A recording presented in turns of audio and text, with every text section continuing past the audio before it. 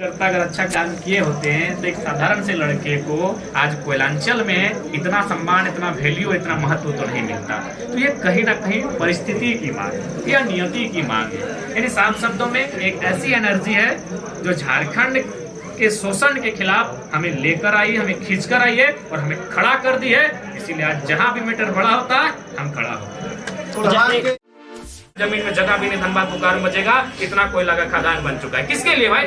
क्या उन्नति किया देश ने? कितनी समानता आई, कितनी आर्थिक समानता आई, कितनी सामाजिक समानता आई? वो पैसा कहाँ गया जरा बताइए। सारा पैसा लूट के विदेश लोग ले गए। सारा पैसा 1% लोगों के हाथों में आपने थमा दिया। इसलिए गांधी का भी वही कथन था कि एक ऐसी व्यवस्था हो कि मैक्सिमम नहीं, सभी लोगों को लाभ हो, सत्ता का हो या पैसा। किसको जाती है? एनडीए को, यानी बीजेपी को चली जाती है। और जब विधानसभा आता है तो 70 में 67 सीटें बीजेपी के उल्टा जाती है। यानी समझिए, दिल्ली नहीं है ये झारखंड। अगर ये दिल्ली होता तो कसम से बोल रहे 2024 में लोग सरकार बना देते। ये दिल्ली नहीं है। यानी दिल्ली के लोग समझिए, वो जब लोकसभा में जाते हैं तो सारी सीटें एनडीए के साथ, लेकिन जब विधानसभा आता है बिल्कुल एनडीए के उल्टा, एनडीए को धूल चटा देते हैं। वही दिल्ली के लोग, वही थॉट्स, वही माइंड, वही लोग। लेकिन क्या होता है? जमीन में जगह भी नहीं, धनबाद पुकार मचेगा, इतना कोयला का खदान बन चुका है। किसके लिए भाई? क्या उन्नति किया देश ने? कितनी समानता आई, कितनी आर्थिक समानता आई, कितनी सामाजिक समानता आई? वो पैसा कहाँ गया जरा बताइए। सारा पैसा लूट के विदेश लोग ले गए। सारा पैसा 1% लोगों के हाथों में आपने थमा दिया। इसलिए गांधी का भी वही कथन था कि एक ऐसी व्यवस्था हो कि मैक्सिमम नहीं, सभी लोगों को लाभ हो, सत्ता का हो या पैसा का हो या संपत्ति का हो। विकेंद्रीकरण होना चाहिए। हमारे पास सत्ता का भी केंद्रीकरण हो गया है और धन संपत्ति का भी केंद्रीकरण हो गया है। इसलिए अब ये हम पे डिपेंड करता है। क्योंकि बहुत सारे लोग ये भी सोचते हैं, जैसे मान के चलिए हमने आंदोलन किया, मेरे एक साथी को जान से मार दिया गया, तो हम लोग बोलते हैं जो मर गए मर गए, हमको जीना है जी लेते हैं। लेकिन अगर हम लोग बदले की भावना से चलेंगे तो मुझे लगता है आने वाली पीढ़ी कम से कम सम्मान के साथ जी लेगी। यानी या तो हमारे नसीब में बेशर्मी होगी या तो बलिदान होगा। दो चीज होगा। बेशर्मी इसलिए होगी कि अगर हम लोग आज नहीं लड़ पाते हैं तो हमारी आने वाली पीढ़ी हमें बेशर्म कहेगी, और अगर हम लोग लड़ लेते हैं तो हो सके 2-4 जाने जाएंगी, हमें बलिदानी कहा जाएगा। तो दो ही ऑप्शन हमारे पास बचा है। तो हम लोग चूंकि पढ़े लिखे लोग हैं, इसलिए हम लोग चाहते हैं एक बार अपनी आवाज को दिल्ली में उठाएं, एक बार अपनी आवाज को पूरे राज्य में उठाएं। उसके लिए हम लोग सदन में जाएं और सदन में जाने की इसलिए तैयारी कर रहे हैं। बाकी जो गंभीर समस्याएं हैं, मैंने जो भी बातें कही हैं अपने विवेक से और अपने रिसर्च से कहा है। मैं कोई ऐसा टपोरी छाप नेता हूं नहीं, मैं एक पीएचडी का स्कॉलर हूं। मैं जो भी बातें रखता हूं तर्क से रखता हूं और रिसर्च करके रखता हूं। मैं जिस क्षेत्र में जाता हूं उस क्षेत्र का रिसर्च करता हूं। इसलिए मैंने इस भविष्य को आपके सामने रखा है। और पीएचडी स्कॉलर का मतलब होता है दार्शनिक सोच का, यानी जो भविष्य को देखता है। मैंने झारखंड के भविष्य को आपके सामने रखा है। अब झारखंड के लोग क्या तय करेंगे ये उन पे डिपेंड करता है। इसलिए मैं कहूंगा अगर नेतृत्व भेजे, किसी को भेजे, बीजेपी से भेजे, आजसू से भेजे, जेएमएम से भेजे, कांग्रेस से भेजे, टाटा के चंदे से जो चुनकर जा रहा है वैसे लोगों को रोकिए, वैसे लोगों को रोकिए। जो टाटा, बिरला, उषा मार्टिन, जो बीसीसीएल, सीसीएल के चंदे से जा रहा है वैसे लोगों को रोकिए। और नहीं रोक पाते हैं तो आने वाले दिन हमारी स्थिति बहुत भयावह होने वाली है। एक सवाल जितना भी आपने बोला सभी राजनीतिक से तय हो, तो आप इस बार जो आपने इतना सारे अपने संघर्ष कर रहे हैं, तो उसी हिसाब से हम लोग देखते हैं कि राजनीतिक जो है लोकसभा चुनाव आ रहा और विधानसभा चुनाव एक साल बाद तुरंत, आप कैसे आएंगे और तमाम झारखंड का जनता कैसे? देखिए पब्लिक एक्शन वाले भैया, ये चुनौतियां हैं हमारे लिए। क्योंकि अचानक सबसे पहली बात, अभी भी लोग एक सवाल करते हैं कि आपके पार्टी का रजिस्ट्रेशन क्यों नहीं हो सके, आप भी करें तो हम उससे पहले बता दें।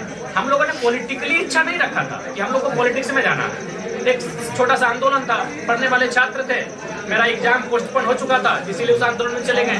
और 1.5 सालों तक, लगभग 1.25 सालों तक मुझे ये आभास नहीं था कि हम लोग को पॉलिटिक्स करना है। इसलिए हम अगर पॉलिटिक्स करना होता तो 2 साल बीत चुका है, हम लोग का पार्टी का रजिस्ट्रेशन हमारे सामने होता। यानी इस राज्यवासियों के लिए हम लोग पॉलिटिक्स में आए हैं, इस बात को समझना होगा। और जब हम लोग आए हैं, नए नए दल हैं, तो जाहिर सी बात है जो 2024 का लोकसभा आएगा उसमें जब हम लोग प्रत्याशी देंगे थोड़ी कठिनाई होगी, क्योंकि झारखंड दिल्ली नहीं है। मैं थोड़ा उदाहरण देना चाहूंगा।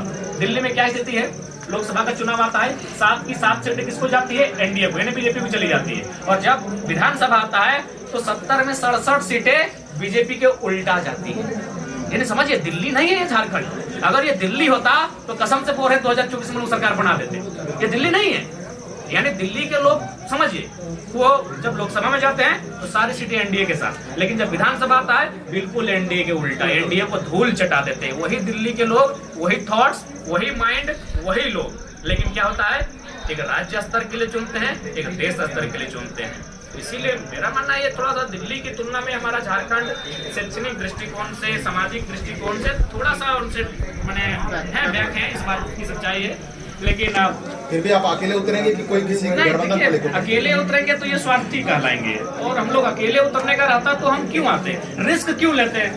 एनडीए चाहे इंडिया गठबंधन से टिकट मांगते हैं। नहीं, वो नहीं बोल रहे आप, और भी पार्टी को शामिल करके गठबंधन होकर उतरेंगे या आप अपना जो भी अभी हम पार्टी लोग बनाएंगे? प्रयास क्या करेंगे कि सबसे पहली बात जो विचारधारा हमारा मेल खाएगी। अगर मान के चलिए इनमें से अगर मान के चलिए जेएमएमआईएसयू या कोई क्षेत्रीय दल हमारे साथ सबको डेटा आना चाहिए, मान लगे थोड़ी देर के लिए, तो सबसे पहले उनकी जो विचारधारा है, उनके आपके पास 100 एकड़ जमीन है और आप कहिएगा हम किसान कहते हैं, पूरे झारखंड में 3 एकड़ एवरेज जमीन है, तो पहले दान कीजिए ना 97 एकड़ जमीन। अगर वो ऐसा कर पाएंगे तो उनके साथ आएंगे।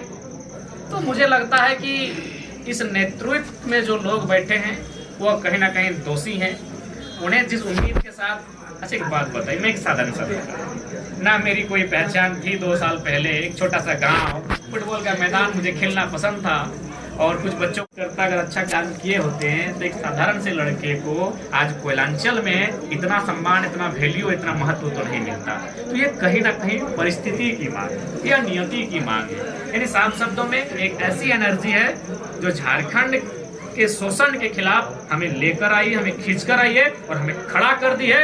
इसीलिए आज जहां भी मैटर बड़ा होता है हम खड़ा होते हैं। तो यहाँ के जो नए युवा है, आज युवा ही आपके साथ जुड़े हुए हैं वर्तमान में, इन युवाओं राजनीति की इच्छा शक्ति की बहुत कमी, मतलब राजनीति में उतना ये एक्सप्रेस नहीं है, इनको क्या आप संदेश देंगे? देखिए, आप चूंकि स्वाभाविक है, जो बाप बनते हैं वो कभी बच्चे होते हैं, इसलिए हमारे जो युवा हैं इनमें राजनीतिक समझ थोड़ी सी बाकी लोगों की तुलना में कम है। लेकिन इसका मतलब ये नहीं, हम लोग प्रशिक्षण के माध्यम से अनुभवी लोगों को जब हमारे साथ शामिल हो रहे हैं, और जैसे ही लोकसभा का चुनाव, चूंकि अभी लोकसभा की तैयारी में है तो समय नहीं मिलेगा, ये लोकसभा का चुनाव के बाद हम लोग लगभग 45 दिनों का प्रशिक्षण देंगे और बाकायदा सभी जिलों में देंगे, सभी प्रखंडों तक हम लोग पहुंचकर प्रशिक्षण देंगे और इसके साथ मुझे लगता है कि बेहतर स्थिति में हम लोग होंगे। अच्छा, यदि 2024 में आपकी सरकार बनती है, आप तो जानते हैं झारखंड की स्थिति अभी क्या है, मतलब शिक्षा के मात्रा में आप देख सकते हैं सरकारी स्कूलों में किस तरह की शिक्षा है और प्राइवेट स्कूलों में किस तरह से शिक्षा दी जा रही है। और हालांकि देख सकते हैं हमारे जो हमने निचले तबके गरीब लोग हैं वो प्राइवेट स्कूल में नहीं पढ़ पाते हैं, लेकिन सरकारी स्कूल में वो चीज़ पढ़ाना चाहिए, लेकिन वो सब चीज़ ठीक नहीं हो रहा है। क्या 2024 में ये सब सुधार शिक्षा की? हाँ, सपोज हम लोग डायरेक्ट इंडायरेक्ट किस सरकार में आते हैं तो पहला तो हम लोग ये चर्चा करेंगे, तो कुछ कानून है कि जो एमपी एमएलए के पद पर एक होता है ना, वो लाभ के पद पर नहीं होंगे। अब हमारा ये भी कानून होगा कि उनके नाम पे निजी स्कूल, निजी अस्पताल भी नहीं होगा। जिस तरह से दिल्ली में अभी शिक्षा की जिस तरह से झारखंड में मैक्सिमम जो निजी विद्यालय है वो एमपी एमएलए की है। हाँ, इसीलिए हम लोग चाहेंगे कि ऐसा विधेयक बने कि जो एमपी एमएलए वो तो लाभ के पद पर नहीं होंगे, ये तो हम लोग बचपन से पढ़े हैं, लेकिन अब उनके नाम पर या उनके फैमिली के नाम पर निजी विद्यालय, निजी अस्पताल भी नहीं होगा, निजी मॉल भी नहीं होगा। तभी आप विधानसभा में आइए, आप सेवा करने के लिए आए हैं, तो इन चीजों को हम लोग लेकर आएंगे। उसके बाद राज्य सरकार के अधीन राज्य जो इतने विधायक हैं, स्पीकर है, मंत्री हैं, उनका वेतन तय करती है राज्य अनुसूची, यानी राज्य सरकार तय करती है। उसके वेतन में कटौती की जाएगी और पेंशन को पूरी तरह निरस्त किया जाएगा।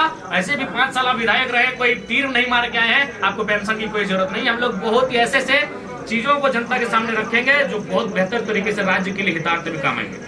बहुत बहुत धन्यवाद आपका।